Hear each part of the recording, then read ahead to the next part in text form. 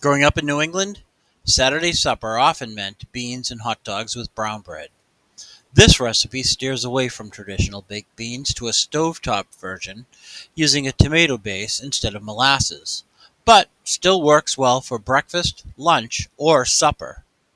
Join me as I use my mess kit to make franks and beans on this week's Making a Mess with the Yankee Camper.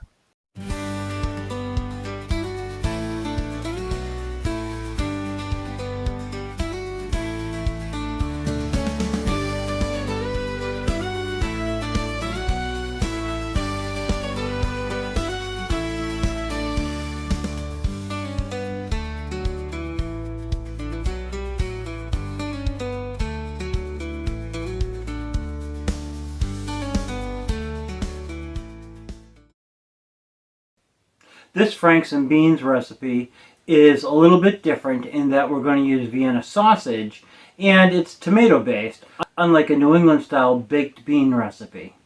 First, let's put together all of the dry ingredients that we'll need.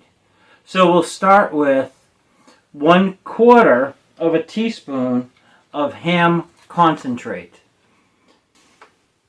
a half a teaspoon of onion powder, 1/4 of a teaspoon of garlic powder, 1/4 of a teaspoon of salt, and just a dash of black pepper.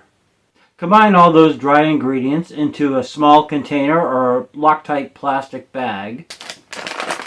You'll also need 1/4 cup of navy beans. I've placed the navy beans into a small bowl with a lid. When I'm out in the field, I'll add the water to this container. This will need to soak for between 10 and 12 hours. I'm going to do mine overnight and have this meal for breakfast. Combine the ingredients in a paper bag. So I'll place the beans right in the bottom, and then I'll add the dry ingredients. I'm going to add in 1 4.5 ounce can of smoked Vienna sausage. You can use any kind of Vienna sausage that you prefer. I prefer the smoked. I'm going to add those into my paper bag. I'm also going to add in a 5.5 ounce can of tomato juice. You can find tomato juice in between 5 and 6 ounces. The last 3 ingredients that I'm going to add is 1 packet of soy sauce, 1 packet of mild taco sauce, and 1 packet of yellow mustard. This is sealed up, and this is ready to go for my breakfast out at Hammonasset Beach. I'll see you at the campsite. Few things are more American than baseball and hot dogs. The fact of the matter is, I don't eat a lot of hot dogs. I also don't go to many baseball games. But when I do, having a tube steak is a must. A steamed frankfurter and a New England roll with just sweet relish is a baseball game requirement. Looks like the Red Sox are out of the pennant race for 2025. That doesn't really affect me. I'm not a sports guy. But I am interested in history. And here in Boston, we have the oldest Major League Baseball park still in use. First built in 1912, Fenway Park has been hosting Major League Baseball for over 100 years. Did you know that the World Series has been played at the famous field more times than the Red Sox have hosted it? Yep, in 1914, the Boston Braves, which later became the Milwaukee Braves and eventually the Atlanta Braves, hosted and won the top baseball rivalry at Fenway Park while their own field was being built on the other side of town. It was known as Braves Field and is now called Nickerson Field. I actually did a segment on that when I visited Nickerson State Park earlier this year. Even before World War I, it was a tight fit to put a baseball field within the confines of a busy city, and consequently, the left field backed up practically to Lansdowne Street. To prevent outsiders from seeing a game for free, a 35-foot wall was constructed along the edge of the park. In front of the wall, a 10-foot high mound, which sloped down to the field, earned the name Duffy's Cliff as left fielder Duffy Lewis had mastered the use of the 15-degree slope. When Fenway's construction was completed, the first official pitch was thrown by none other than President JFK's grandfather, Boston Mayor John Honeyfitz Fitzgerald.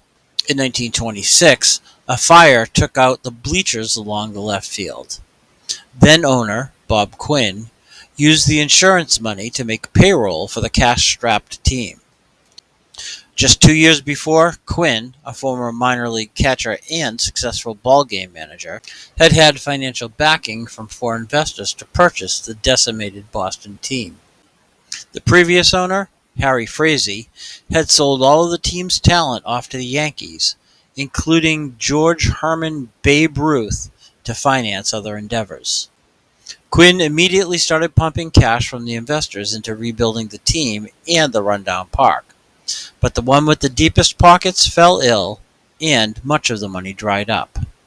By 1933, the Red Sox were among the worst teams in baseball, having come in last place in 8 of Quinn's 10 years of ownership. Bob Quinn threw in the towel and sold the team and park off to a young man who had inherited a fortune from his uncle on his 30th birthday for $1.25 million. He then put an additional $1.5 million into rebuilding Fenway Park.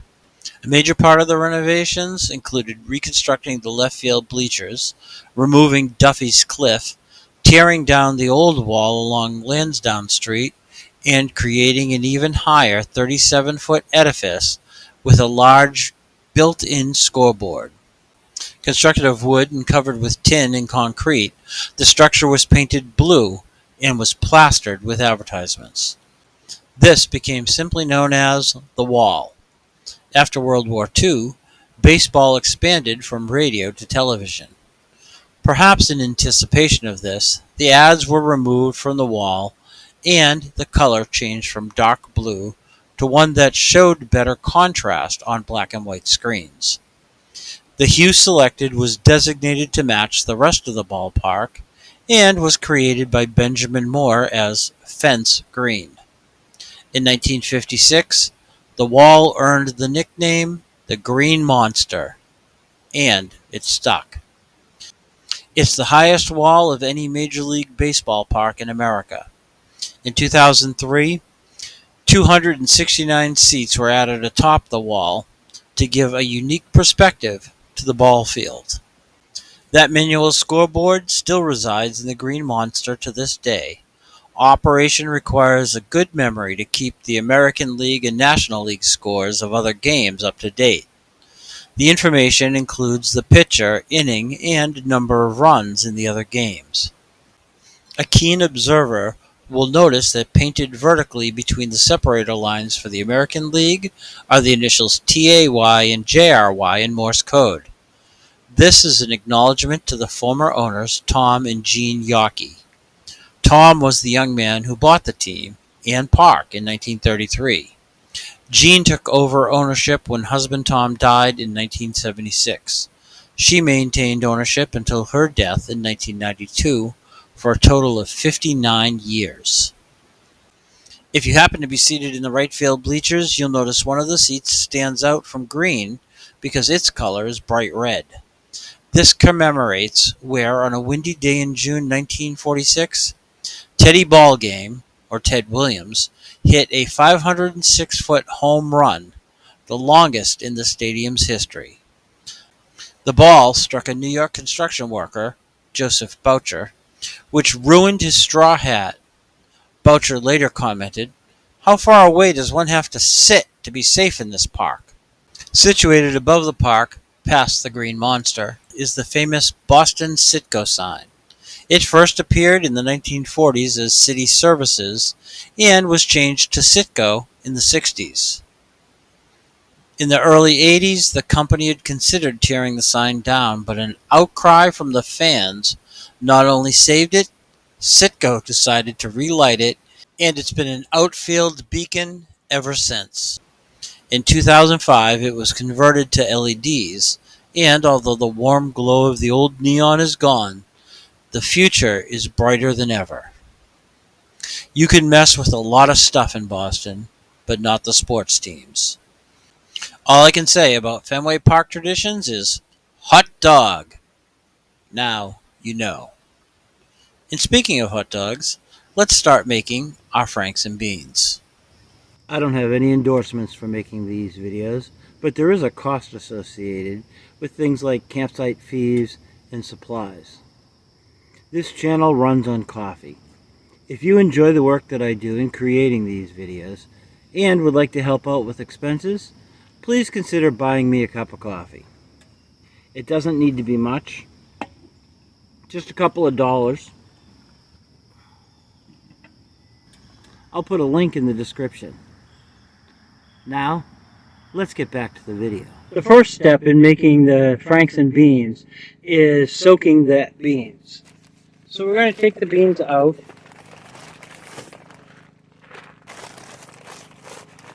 We'll place the rest of the ingredients aside for the morning. So let's open the beans.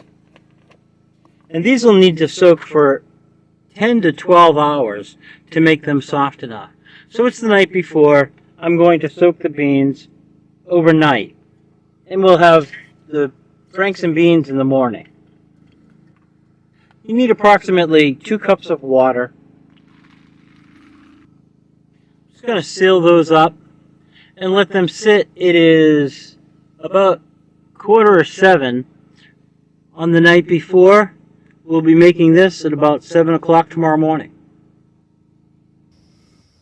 It's early morning here at the campsite, and I'm going to make myself some breakfast of Franks and beans. So these beans have been soaking overnight. I'm going to drain these and get started. Dried beans travel very well, but they're almost impossible to eat. Soaking them overnight or for 10 to 12 hours gets you started. For this recipe, I'll put my plate aside. I need a measuring cup and the small pot with the lid.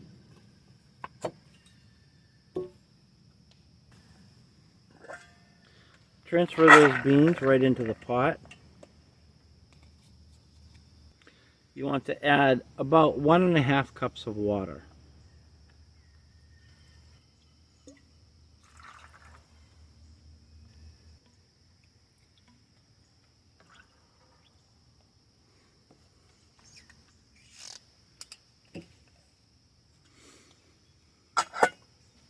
I'll move that to the stove and get my breakfast started.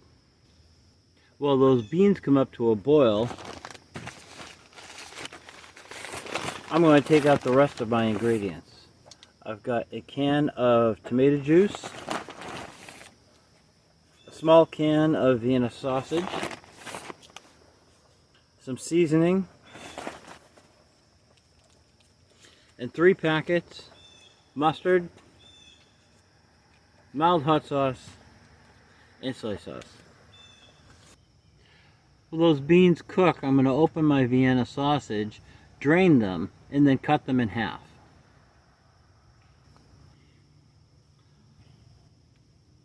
I'll remove the Vienna sausages and then place them in the cup.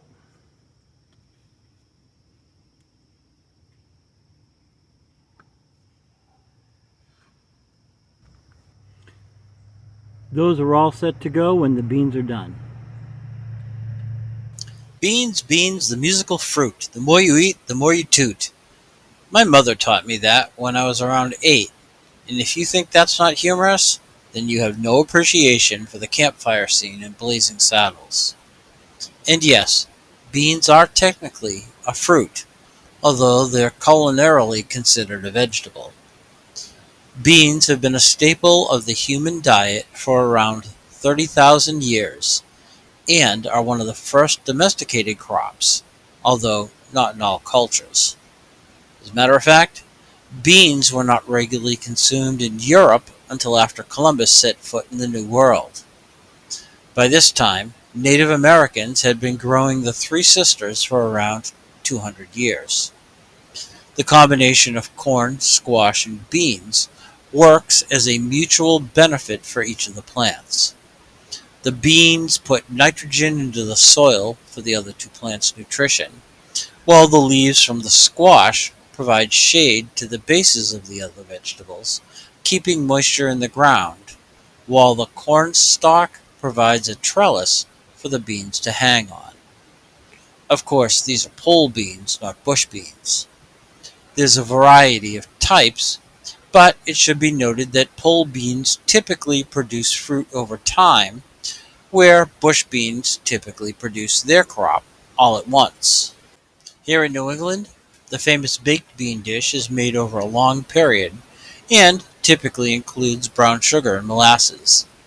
I'll do a segment dedicated to these in the future.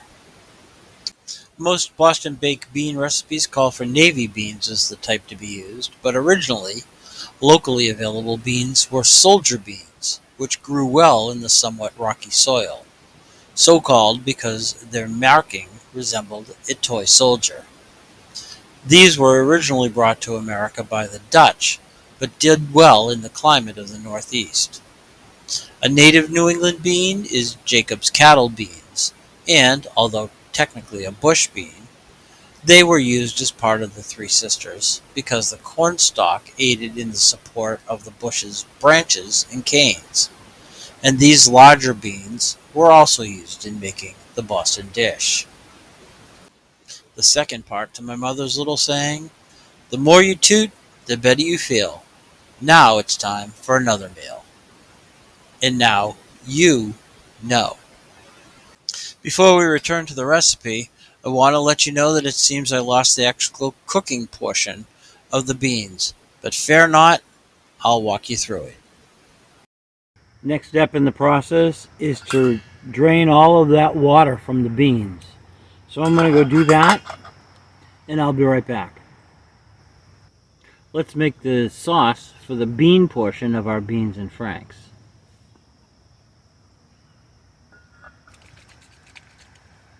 We'll add our tomato juice.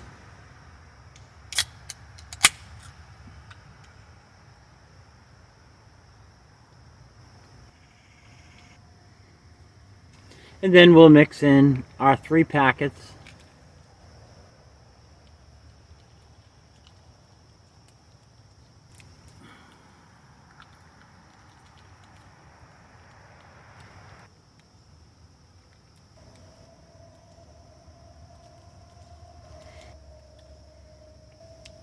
so the yellow mustard combines a little bit of vinegar and the mustard flavor with the taco sauce, the tomatoes, and the soy sauce, and gives it almost like a Worcestershire sauce type of flavor.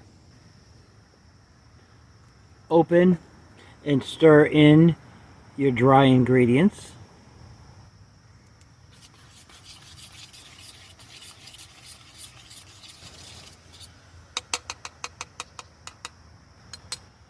Then cover and return that to the stove over medium heat for about another 20 to 30 minutes. As I mentioned, I seem to have lost the video of me actually cooking this, but know that it just heated over the stove and reduced it down to a thick sauce. I then added in the cut Vienna sausage and continued to cook it for about another 2 or 3 minutes. I'm just going to test to make sure that this is heated all the way through.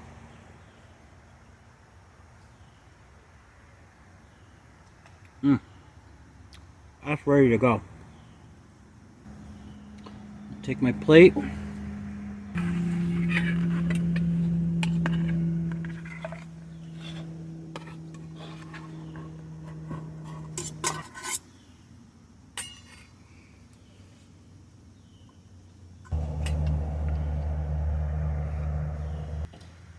Campsite, franks and beans. I'm going to eat my breakfast and then I'll clean up my mess.